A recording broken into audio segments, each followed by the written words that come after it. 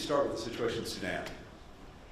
For the past 36 hours, we and our partners have been focused on how to stop the widespread fighting in Sudan between the Sudanese armed forces and the rapid support forces.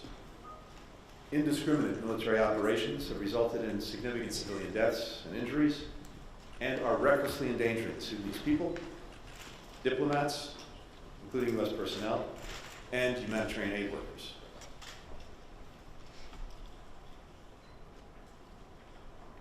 This morning, I made calls to Generals Burhan and Mehdi, urging them to agree to a 24-hour ceasefire to allow Sudanese to safely reunite with their families and to obtain desperately needed relief supplies. I also underscored in both calls the responsibilities that Sudanese fighting forces bear for ensuring the safety and security of U.S. and other diplomats who are resident in Sudan, as well as for UN staff and other humanitarian partners. If implemented successfully, a ceasefire for 24 hours can create a foundation to build upon for a more sustained halt to fighting and a return to negotiations on a durable end to the hostilities. The people of Sudan have made clear their democratic aspirations. After months of talks, they were close to restoring a civilian-led government.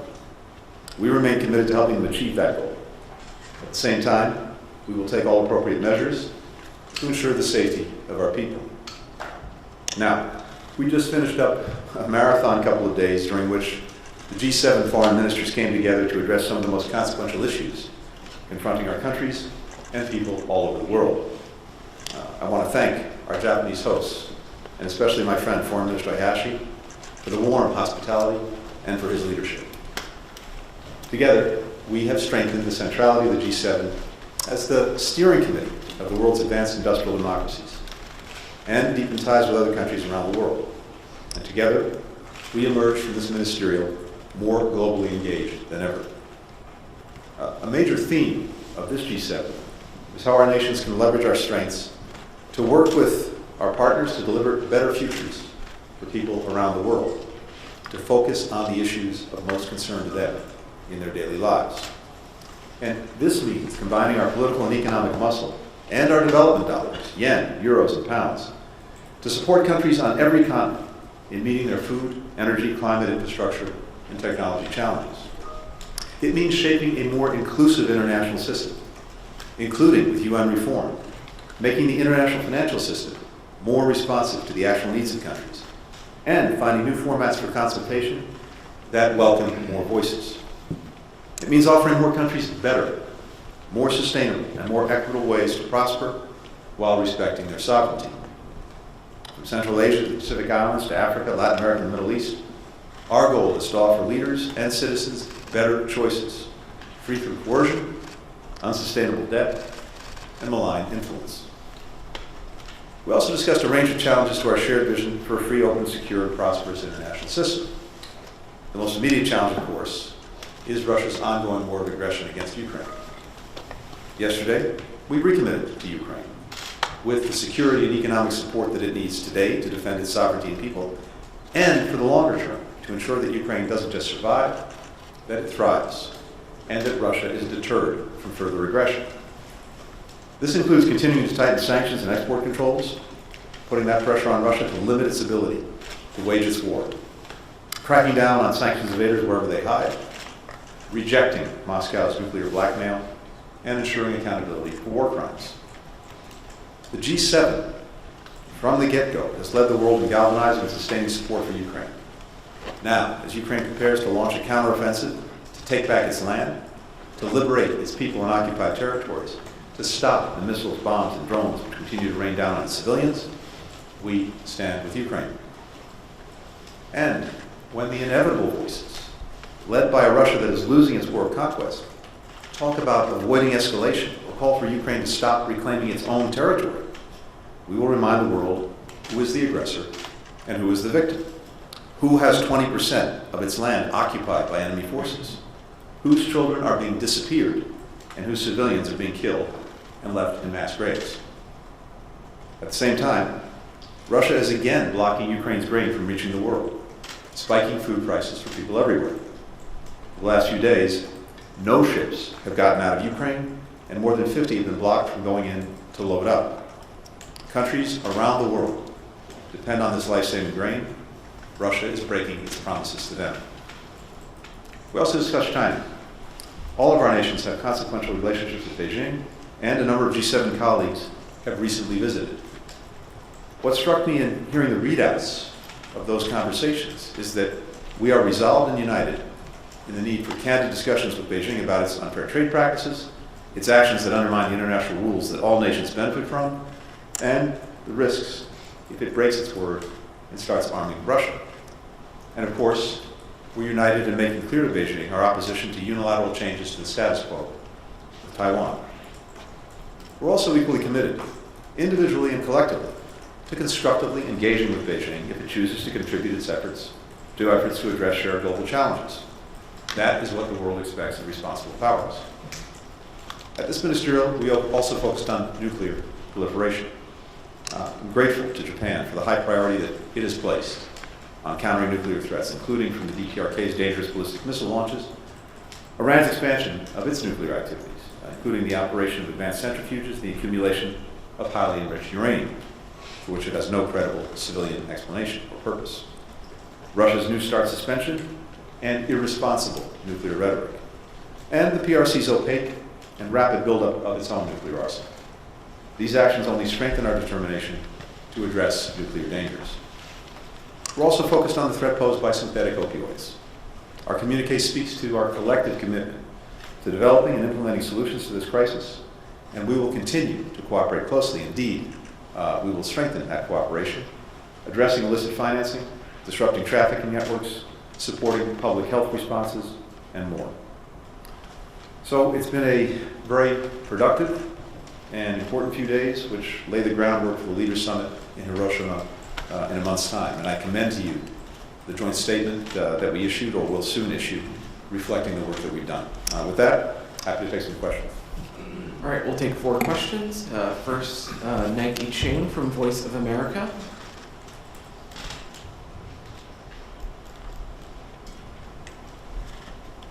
Nike, how are you?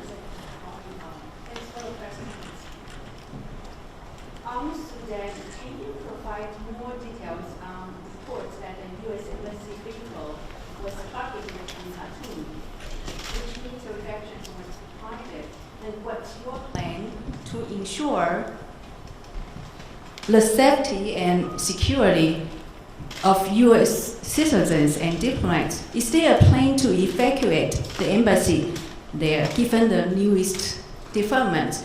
And if I may, do you support the calls from some senators to sanction generals of the 2 fighting military factions?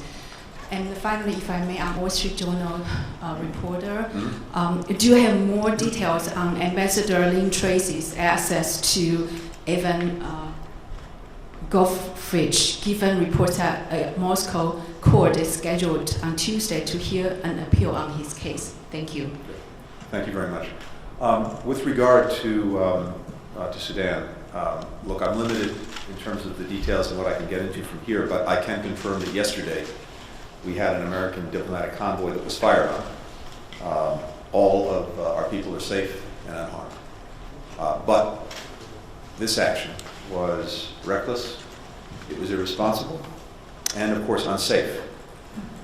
A diplomatic convoy with diplomatic plates, a U.S. flag, being fired upon. In the calls that I had this morning with Generals Hamedi and Burhan, I made very clear that any attacks, threats, dangers posed to our diplomats were totally unacceptable.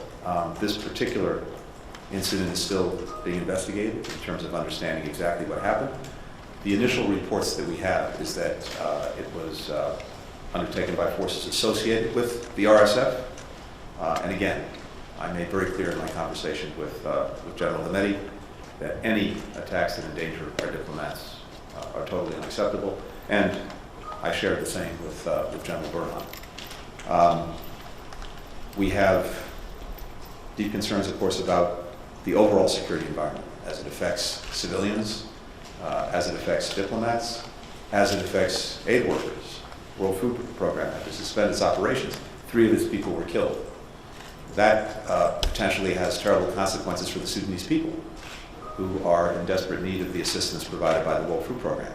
That only underscores the imperative of getting a ceasefire and putting Sudan back on the track that it was on, which was talks and negotiations toward the restoration of a civilian-led government.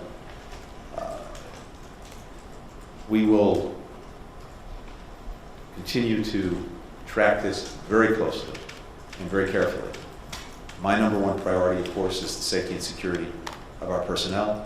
I'm in very close contact with, as is my entire team, with Ambassador John Godfrey and our entire team in Khartoum. Again, I won't go into any details except to say that we are and will continue to take every responsible measure to make sure that our people are safe and secure. We're also in very close coordination with other countries that have influence in Sudan.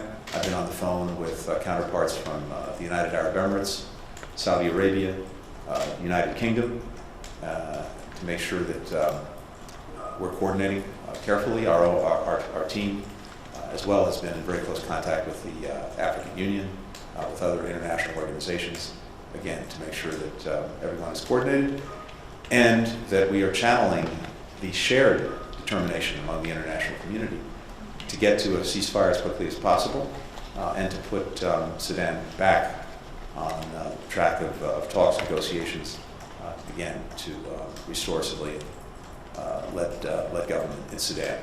But first things first, the imperative is getting quickly to a ceasefire so that the guns stop firing, people can move about safely, reunite with their families, get the assistance they need, and all of us can continue to engage in supporting Sudan as it makes its transition.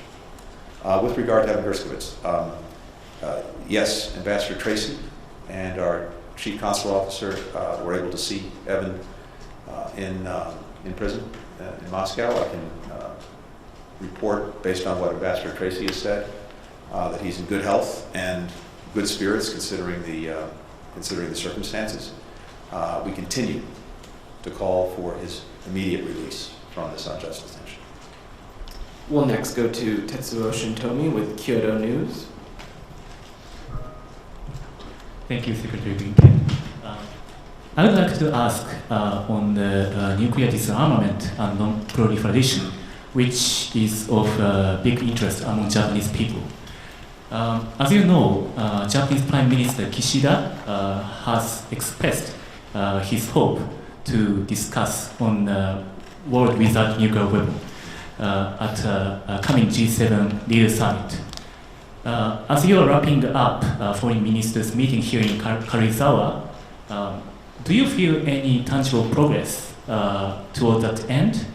And how do you think about the possibility of achieving a world without nuclear weapon, despite all these challenges? And in addition, if I may, many local people in Hiroshima and Nagasaki, including a hibakusha, which is an atomic bomb survivor, are looking forward to U.S. leaders' visit to Hiroshima in May. So I'm wondering if you had any message to them. Thank you very much. Thank you very much. First, I should tell you that we had, during this G7 meeting, we had dedicated sessions on specific issues, the most important issues on our agenda. And the final session that we had, dedicated session, was on arms control and non-proliferation, which in and of itself underscores the importance that the G7 attaches to it. And I have to praise Japan's leadership, as always, on this issue. We, as G7 countries, are committed to maintaining and strengthening disarmament and non-proliferation efforts toward a more secure, stable, and safer world.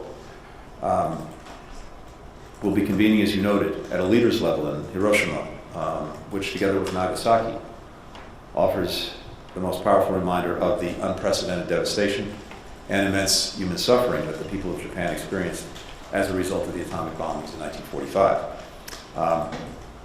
the overall decline in global nuclear arsenals has to continue and must not be reversed. If you look at the trajectory from the onset of the Cold War through to today, we've seen that overall decline. And that can and should be achieved through a realistic, pragmatic, and responsible approach to arms control and nonproliferation. Having said that, we also see some very significant challenges, not just on the horizon, but fully present. And we have to continue to work collectively to counter these challenges. Russia's suspension of the New START agreement, irresponsible nuclear rhetoric, the DPRK's dangerous ballistic missile launches and further development of its own nuclear program, Iran's expansion of its nuclear activities, and China's pursuit, in a very opaque way, of a rapid nuclear arsenal buildup. So, based on our conversations today, I can tell you that these actions only strengthen our determination to address nuclear dangers, and it's particularly why I'm grateful to Japan for the high priority it's placed on this topic under its G7 presidency. I can also tell you that the President very much looks forward to being in Japan for the G7 leaders and in Hiroshima specifically. And I know he'll have much more to say when he's here, but it's something that he's very focused on and looks very much forward to. We'll next go to Ian Marlowe with Bloomberg News. Thank you, Mr. Secretary. Chinese leader Xi Jinping has recently obviously made diplomatic waves, both with the Saudi Arabia-Iran deal and its own proposal for peace in Ukraine. Just the other day, Brazil's president said the U.S. should stop encouraging war and start talking peace. And Brazil's foreign minister also criticized Western sanctions for taking an unnecessary toll on nations involved in the conflict. Do you think the Brazilian comments suggest that the U.S. is potentially losing the battle for public opinion on Ukraine in the global south? And do you think it's time that Washington should meaningfully engage with China's peace proposal, even despite the reservations about it freezing Russia's territorial gains? And secondly, it's just on China. It's been weeks since Biden said he would try and speak with Xi, and there's still no clear plan for your own previously postponed trip to Beijing. Given your own G7 counterparts are visiting China and urging engagement, do you think it's time the U.S. started more substantive, meaningful engagement with senior Chinese officials, or do you think Beijing's unwillingness to engage is holding that back? Thanks. Thank you. A few things. First, just speaking to the G7 itself and what I heard here and what we've been discussing over the last few days. What I heard again is remarkable convergence on concerns related to the PRC and on what we're doing to address those concerns. And I think some of you heard my counterparts speaking to that directly, and I'd also invite you to read the joint statement that we put out that reflects very well the shared approach that we have to China, both the challenges it poses, as well as the need for engagement that we all see and share. But in general, over the past few years, what I've seen, not just in Europe, but also in Asia, is much greater convergence on the approach to take to China, which for all of our countries is among the most consequential as well as complicated relationships that we have. We believe, the United States, that having lines of communication, being able to engage across the broad range of issues that animate the relationship is important. And we also believe that countries around the world expect us to manage the relationship with China responsibly. And that starts with engagement, with having lines of communication. That's exactly what President Biden sought to reinforce in Bali when he met with President Xi. And my expectation would be that we will be able to move forward on that. But it does require China to make clear its own intentions in doing that. We'll look to see if they do so, but if they do so, my expectation will be that we will find ways to engage as the presidents agreed during their Bali meeting. Beyond that, I'm not going to speak to any individual countries. I can just say more generally with regard to Brazil that President Biden, President Lula had a very good meeting when President Lula visited the White House. I think his first, or certainly among his very first visits to any country. Final question, Ryo Kiyomiya from Asahi Shimbun. Thank you, Secretary Blinken. Welcome to Japan. I have several questions on Taiwan and the engagement with the Global South. First on Taiwan, French President Macron said in his interview that Europe must not be a follower of either the US or China on Taiwan. And we heard that there was some discussions on this comment during the ministerial meeting. How much are you worried his comment may undermine global support for Taiwan?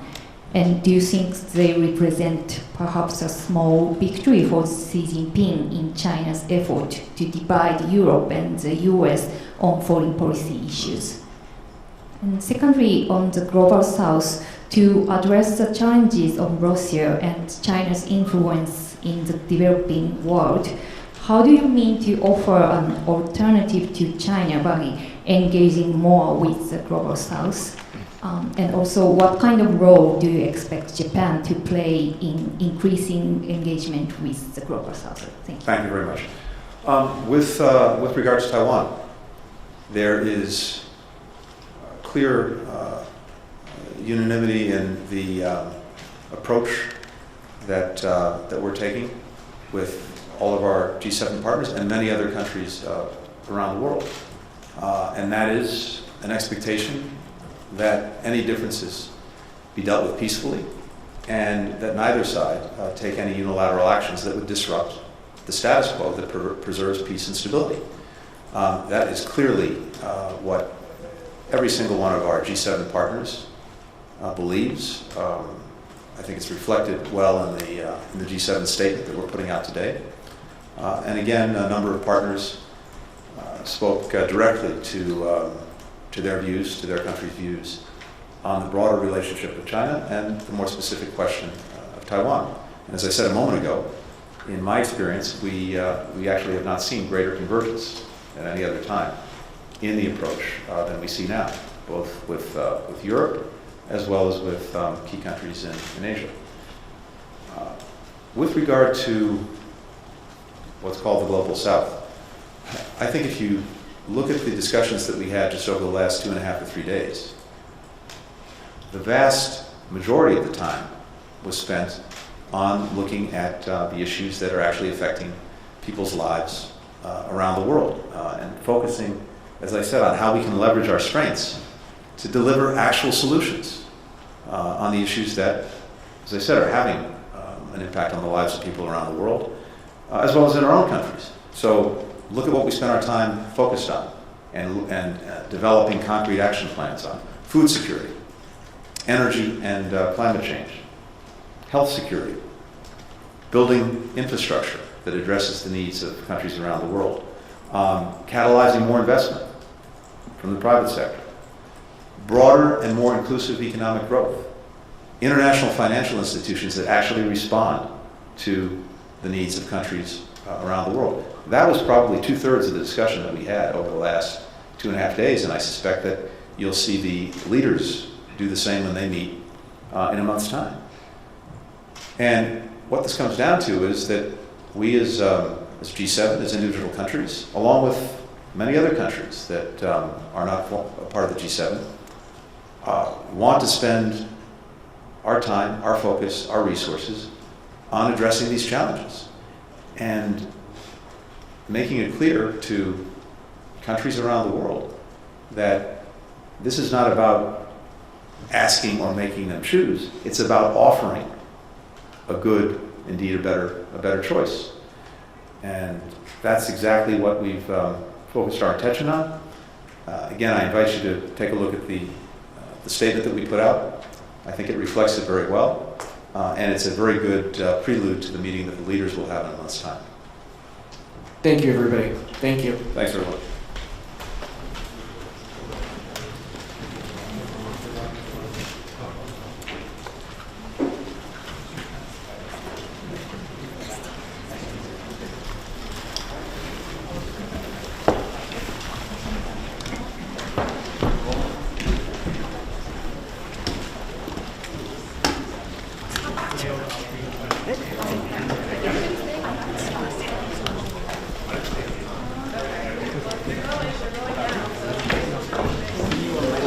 東